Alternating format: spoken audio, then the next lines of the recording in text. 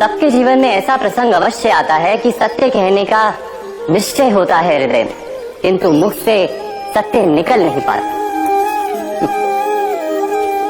कोई भय मन को घेर लेता है। किसी घटना अथवा प्रसंग के बारे में बात करना या फिर स्वयं से कोई भूल हो जाए उसके बारे में कुछ बोलना, क्या ये सत्य है? नहीं, ये तो केवल तथ्य है। अर्थात जैसा हुआ था वैसा केवल बोल देना सामान्य सी बात। किंतु कभी कभी उस तथ्य को बोलते हुए भी भय लगता है। कदाचित किसी दूसरे की भावनाओं का विचार आता है मन, दूसरे को दुख होगा ये भय भी शब्दों को रोकता है। तो ये सत्य क्या है? क्या हमने कभी विचार किया है? जब भय रहते हुए भी कोई तथ्य बोलता है तो वो सत्य कहलाता है। वास्तव में सत्य कुछ और नहीं, केवल निर्भयता का दूसरा नाम है। और निर्भय होने का कोई समय नहीं होता, क्योंकि निर्भयता आत्मा का स्वभाव है। अर्थात क्या प्रत्येक क्षण सत्य बोलने का क्षण नहीं होता?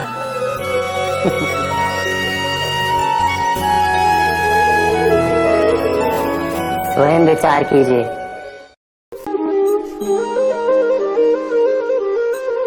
श्रेष्ठता का क्या अर्थ है? श्रेष्ठता का अर्थ है दूसरों से अधिक ज्ञान प्राप्त करना।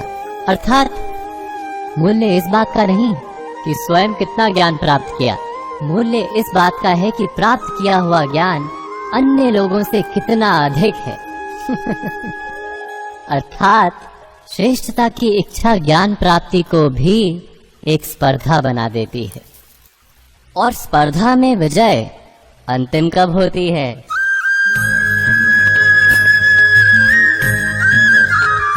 कुछ समय के लिए तो श्रेष्ठ बना जा सकता है, किंतु सदा के लिए कोई श्रेष्ठ नहीं रह पाता। फिर वही असंतोष, पीड़ा और संघर्ष जन्म लेता है। किंतु श्रेष्ठ बनने के बदले यदि उत्तम बनने का प्रयत्न करें तो क्या होगा? उत्तम का अर्थ है कि जितना प्राप्त करने योग्य है वो सब प्राप्त करना, किसी से अधिक पाने की इच्छा से नहीं, मात्र आत्मा की तृप्ति हेतु कुछ प्राप्त करना। उत्तम के मार्ग पर किसी अन्य से स्पर्धा नहीं होती, स्वयं अपने आप से स्पर्धा होती है। अर्थात उत्तम बनने का प्रयत्न करने वाले को देर अबेर सारा ज्ञान प्राप्त हो जाता है। बिना प्रयत्न के ही वो श्रेष्ठ बन जाता है। किंतु जो श्रेष्ठ बनने का प्रयत्न करता है वो श्रेष्ठ बने या ना बने, उत्तम कभी नहीं बन पाता।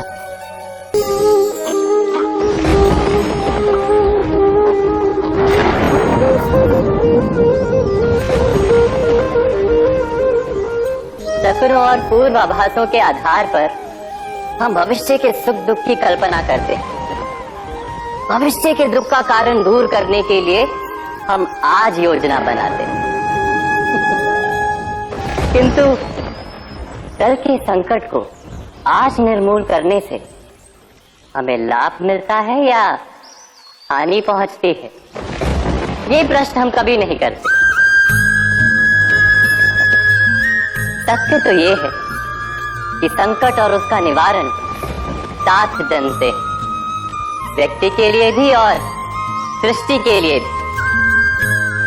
नहीं, आप अपने भूतकाल का स्मरण कीजिए, इतिहास को देखिए, आप तुरंत ही ये जान पाएंगे कि जब जब संकट आता है तब तब उसका निवारण करने वाली शक्ति भी जन्म लेती है। यही तो जगत का चलन है। वस्तुतः संकट ही शक्ति के जन्म का कारण है। प्रत्येक व्यक्ति जब संकट से निकलता है तो एक पद आगे बढ़ा होता है, अधिक चमकता है, आत्मविश्वास से अधिक भरा होता है, न केवल अपने लिए अपितु विश्व के लिए भी।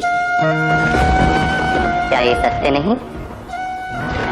वास्तव में संकट का जन्म है एक अवसर का जन्म। अपने आप को बदलने का, अपने विचारों को ऊंचाई पर करने का अवसर, अपनी आत्मा को बलवान और ज्ञान मंडित बनाने का अवसर। जो ये कर पाता है उसे कोई संकट नहीं होता, किंतु जो ये नहीं कर पाता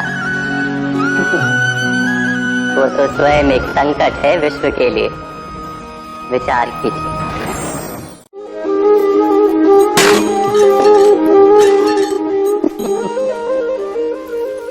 कभी कभी कोई घटना मनुष्य के जीवन की सारी योजनाओं को तोड़ देती और मनुष्य उस आघात को अपने जीवन का केंद्र मान लेता।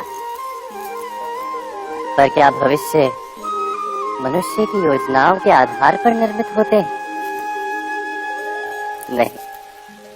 जिस प्रकार किसी ऊंचे पर्वत पर सर्वप्रथम चढ़ने वाला उस पर्वत की तलाई में बैठकर जो योजना बनाता है, क्या वही योजना उसे उस पर्वत की चोटी तक पहुंचाती है?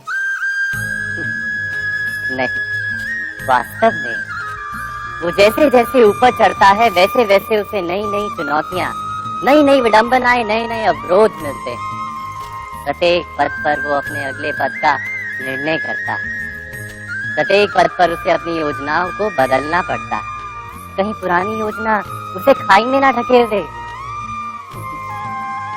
वो पर्वत को अपने योग्य नहीं बना पाता, केवल स्वयं को पर्वत के योग्य बना सकता है। क्या जीवन के साथ भी ऐसा ही नहीं? जब मनुष्य जीवन में किसी एक चुनौती को, एक अवरोध को अपने जीवन का केंद्र मान लेता है, अपने जीवन की गति को ही रोक देता है, तो वो अपने जीवन में सफल नहीं बन पाता और ना ही सुख और शांति प्राप्त कर पाता।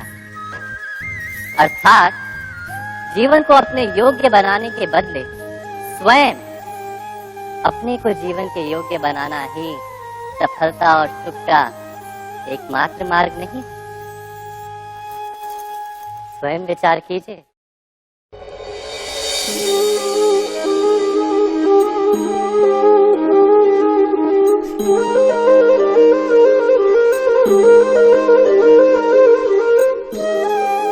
जीवन का हर क्षण निर्णय का क्षण होता है। प्रत्येक पद पर दूसरे पद के विषय में कोई निर्णय करना ही पड़ता है और निर्णय अपना प्रभाव छोड़ जाता है।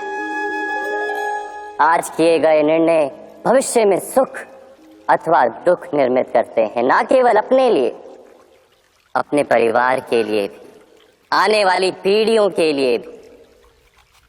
जब कोई दुविधा सामने आती है तो मन व्याकुल हो जाता है, अनिश्चय से भर जाता है। निर्णय का वो क्षण युद्ध बन जाता है और मन बन जाता है युद्ध भूमि। अधिकतर निर्णय हम दुविधा का उपाय करने के लिए नहीं, केवल मन को शांत करने के लिए लेते हैं। पर क्या कोई दौड़ते हुए भोजन कर सकता है? नहीं। तो क्या युद्ध से जूझता हुआ मन कोई योग्य निर्णय ले पाएगा? वास्तव में शांत मन से जब कोई निर्णय करता है तो अपने लिए सुखद भविष्य बनाता है, किंतु अपने मन को शांत करने के लिए जब कोई निर्णय करता है तो वो व्यक्ति भविष्य में अपने लिए कांटों भरा वृक्ष लगाता है। स्वयं विचार कीजिएगा।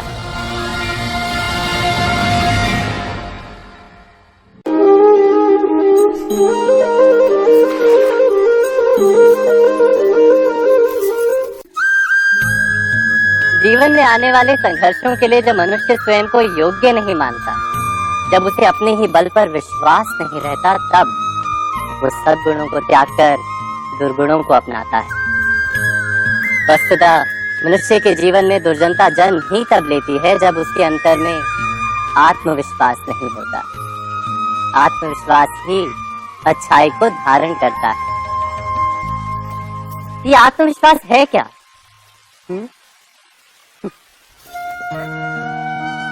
जब मनुष्य ये मानता है कि जीवन का संघर्ष उसे दुर्बल बनाता है, तो उसे अपने ऊपर विश्वास नहीं रहता। वो संघर्ष के पार जाने के बदले संघर्ष से छूटने के उपाय ढूंढने लगता है। किंतु जब वो ये समझता है कि ये संघर्ष उसे अधिक शक्तिशाली बनाते, ठीक जैसे व्यायाम करने से देह की शक्ति बढ़ती, तो प्रत्येक संघर्ष के साथ उसका उत्साह बढ़ता है।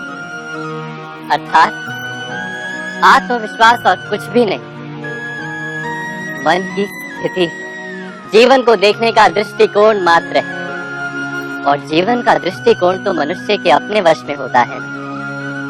स्वयं विचार कीजिए।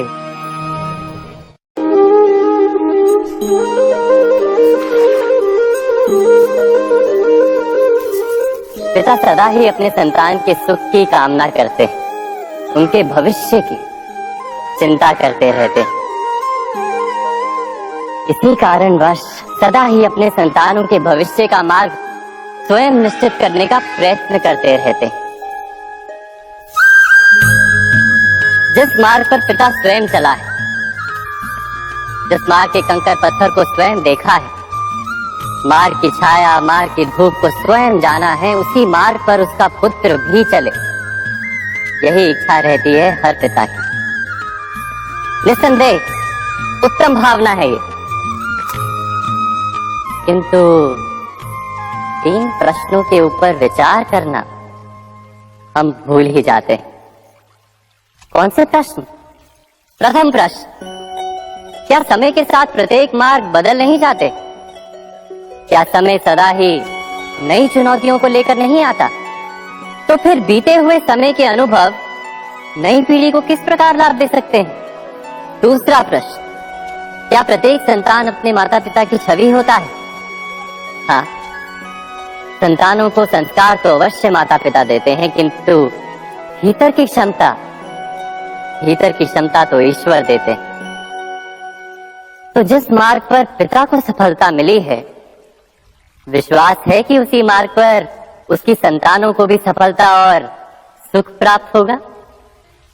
तीसरा प्रश्न, क्या जीवन के संघर्ष और चुनौतियां लाभकारी नहीं होती? क्या प्रत्येक नया प्रश्न एक नए उत्तर का द्वार नहीं खोलता? तो फिर संतानों को नए नए प्रश्नों, संघर्षों और चुनौतियों से दूर रखना, ये उनके लिए लाभ करना कहलाएगा या हानि पहुंचाना? अर्थात जिस प्रकार संतान के भविष्य का निर्माण करने के बदले उसके चरित्र का निर्माण करना श्रेष्ठ है, वैसे संतानों के जीवन का मार्ग निश्चित करने के बदले उन्हें नए संघर्षों के साथ जूझने के लिए मनोबल व ज्ञान देना अधिक लाभदायक नहीं होगा? स्वयं विचार कीजिए। मनुष्य की सबसे बड़ी